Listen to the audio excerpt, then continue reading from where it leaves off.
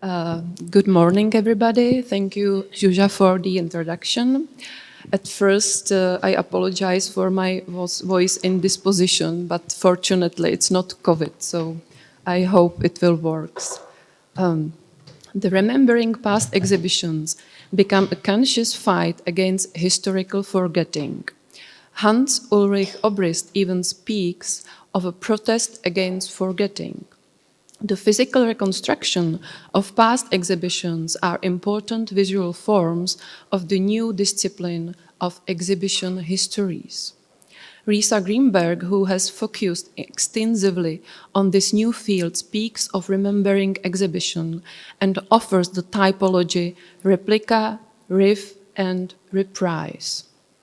I quote, "And the replica attempts to recreate either partially or in entirety the context and form of a past exhibition.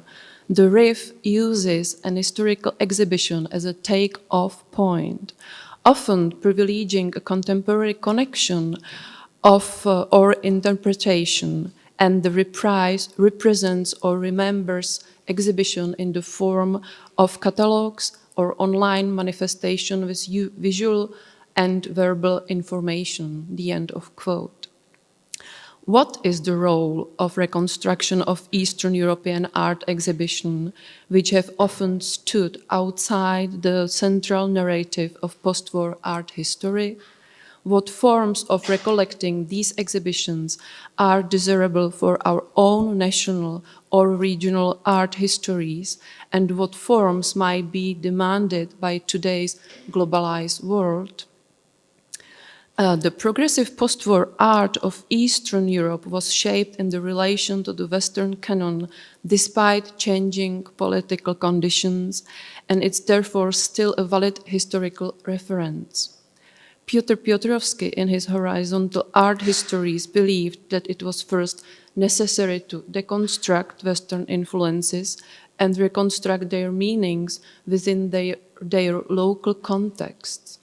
He emphasized that every place can be considered as a periphery because it's located in certain context. Within the post-colonial impulse, a new rethinking of Eastern European art history that analyzes local relations from the inside and acknowledges one's own situations is even more essential, as Milena Bartlova argues.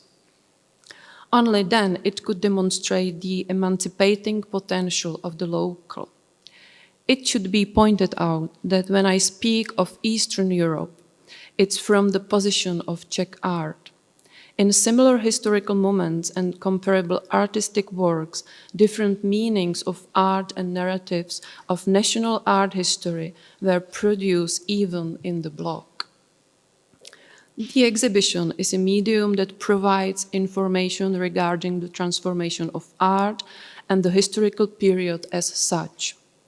Several Czechoslovak exhibitions of the 60s significantly shaped the domestic development of art and in many ways represent values similar to the West. The present returns to their Western counterparts in physical reconstructions. With a few exceptions, they confirm the universalist art history and do not reflect its changing geography. It's for this reason that the recollections realized by the curator Jens Hoffmann will be my inspiration when thinking about the forms that reconstructions of Czech exhibitions of the 60s might take. His project contributes to a more global view of post-war art. His project contributes to a more global view of post-war art history. At the turn of the 60s and 70s, two exhibitions associated with the curator Jiří Padrta, Nová citlivost, New Sensitivity, and Někde něco, Somewhere Something, played an important role and clearly demonstrate the emancipating potential of the local art scene. Both were reacting to the very latest tendencies, and one finds in them a striking formal and aesthetic proximity to world art. Both exhibitions also represented radical gesture at that time, as were the legendary exhibition Primary Structures curated by Kynaston McShine in 1966, and When Attitudes Become Form by Harald Zeman in 1969, to which I will refer here and to which Hoffmann builds on with his projects. Jiří Paderta was not a curator in the true sense of the word. His occasional exhibition activities confirmed his work as theoretician and critic. As a result, he was well oriented in contemporary Western art, which he mediated to the domestic scene through his theoretical texts. In the catalogue of Somewhere Something, he even refers to Zemann's exhibition, which had taken place a few months earlier. It's therefore clear that he was familiar with this exhibition, even though he incorrectly refers to it as the Berlin one. From what sources, we don't know. No mention appeared in the official Czechoslovak press, and information from abroad was limited, despite the fact that the 60s were relatively liberal. The exhibition Somewhere Something took place in August 1969 at the Václav Špála Gallery in Prague. It featured projects that transcended the boundaries of the art in the direction of conceptualism, process art, action art, and the use of raw and natural materials. For example, Jiří Kolář presented his procedural environment, chameleon, the color of which he wanted to transform every day. As things worked out, he did only once, from white to black. The most radical work was by Zorka Ságlová, who conceived Senosláma, this project, Haze Straw, as a permanent happening and environment. These were similar principles of work with gallery space and new forms, as in the case of When Attitudes Become Form, which at the Bern Kunsthalle featured 69 artists from the US and Western Europe. Zeman exhibition established an entirely new relationship between curator, artist, and gallery. It became one of the most legendary exhibitions of the recent past, and in 2013 it was completely reconstructed in the form of ready-made in Venice. You can see the original exhibition and the Venice remake. Despite the reference to Zemann's exhibition, in the catalogue Paderta denied that the works on show represented a local version, but more an attempt at his own contribution to the contemporary transformation of art. The fact that this was an exceptionally radical gesture is evidenced by the shocked reactions that were to be heard on the domestic scene. The works by Kolář and Ságlová would have fitted well into the Bern exhibition had Zeman been interested in Czechoslovak art. But they were not even cited by Jens Hoffmann, who in 2012 revived the exhibition in the project Life in Your Head, When Attitudes Become Form, Become Attitudes, for the Wattis Institute for Contemporary Art in San Francisco. The original exhibition was the starting point for Hoffmann's own curatorial research. His recollection picked up where Zemann's concept left off, making of it a living past. He selected more than 80 international artists, though not a single Czech, who continued with the conceptual legacy. The original exhibition was referenced by documentation and a model of the installation. According to Greenberg's typology, here we can speak of a riff. Czech art historians and curators should approach the reconstruction of Paderta's exhibition in the same way, in the form of a riff broadening out to include nearby examples of contemporary art from Eastern Europe, or artists who are drawing on similar principles and can be viewed as followers. No less inspiring for the local would be a remake with references to Zeman exhibition. Or even better, presented through original works by selected artists. Reconstructing the exhibition today would not be complicated. While researching exhibition of Czechoslovak post-war art, we came across extensive documentation in the private archive of the photographer Jan Ságl. Pavlína Morganová analyzed the exhibition in one of the chapters of our book, and in a study recently published in the book State, Construction and Art in Eastern Central Europe, published by Rutledge. Padrta's second exhibition, New Sensitivity, organized with several other curators, doesn't refer directly to its Western counterparts, as in the first case. However, it's an equally important manifestation of new tendencies. It featured over 25 artists exhibiting a variety of styles ranging from geometric abstraction, new realism, constructivism to conceptual art.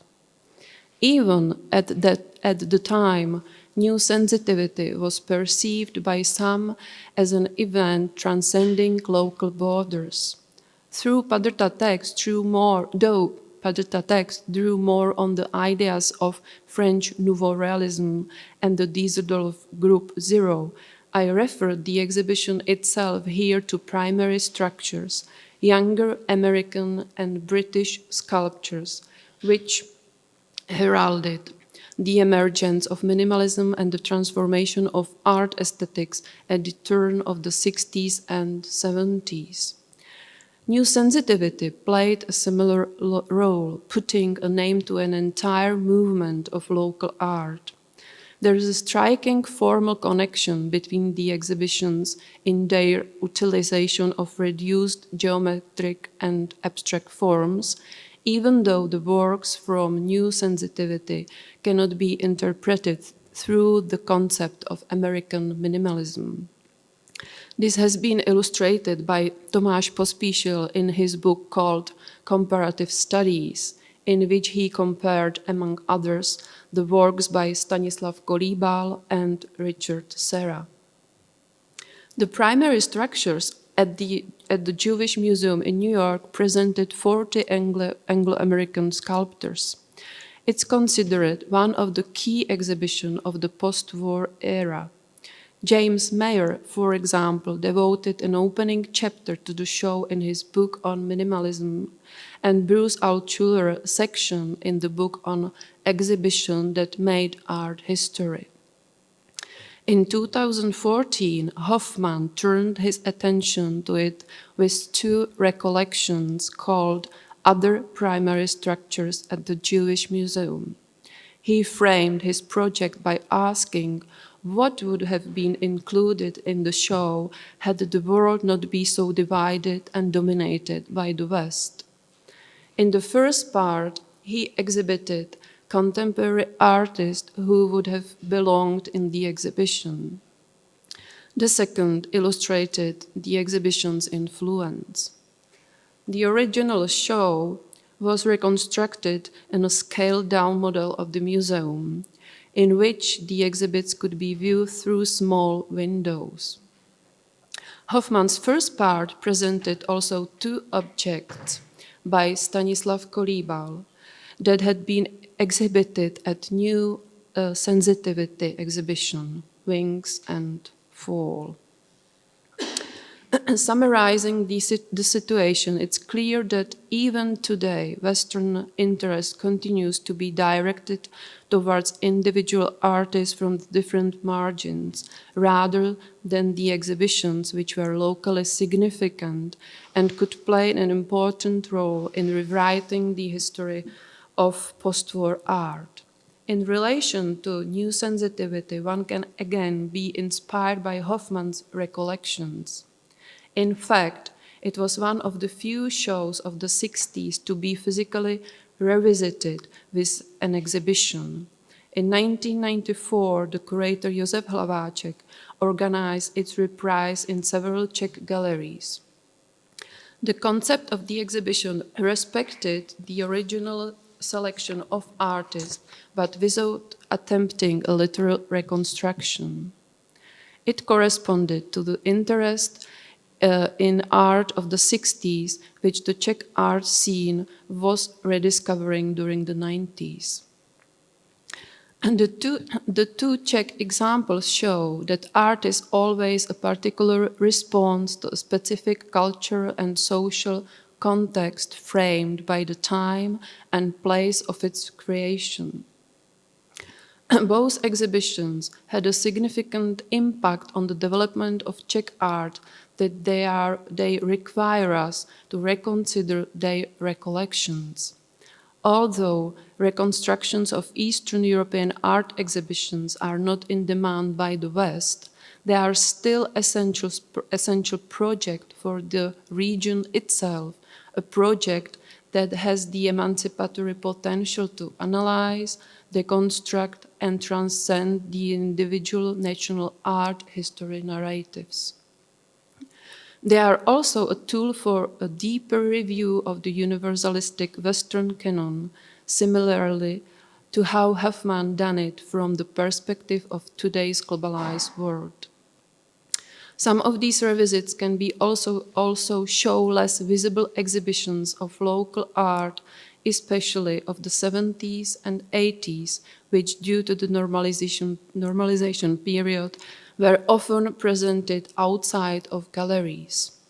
To sum up, the Remembering Past exhibition in exhibition form, whether as replica, riff, or reprise, is one of the important tools with which art historians and curators can rewrite or rethink the history of art as the exhibition histories, in this case, the exhibition histories of Eastern Europe.